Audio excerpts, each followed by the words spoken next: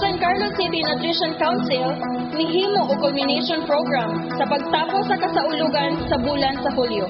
Isip Nutrition Month, nagkalaing-laing kalihukan ang giandam sa San Carlos City Nutrition Council sa pagsaulog sa bulan sa Hulyo bilang Nutrition Month nga gisugdan sa usa ka parada ni atong Hulyo 8. Inapilaan sa mga nagkalaing-laing pribado o publikong elementarya o sekundaryang tulunghaan o mga ahensya ning syudad. Pagkatapos sa parada, gihimo usab ang usa ka program sa pag-abli sa tibok bulan nga ang kalihukan alang sa kasaulugan nga giandam sa taga-Kolehiyo de Santo Tomas, Recoletos. Amiguwa mga mananaog mo ang Group 3 bilang first place nga cluster sa Barangay 1, Magunbon, Ermita ug Punao. Ang second place mo ang Group 4 ang cluster sa Barangay Palampas, Buluangan ug Quezon. Ang third place mo ang Group 1 nga cluster sa Barangay 6, 2, 5, Rizal ug ang fourth place nakuha sa Group 5 nga cluster sa Barangays 3, Guadalupe, San Juan ug 4. Sa Hulyo 31, gihimo ang culmination program nga giandam sa City Nutrition Council nga gitambayayungan sa Tanyan College.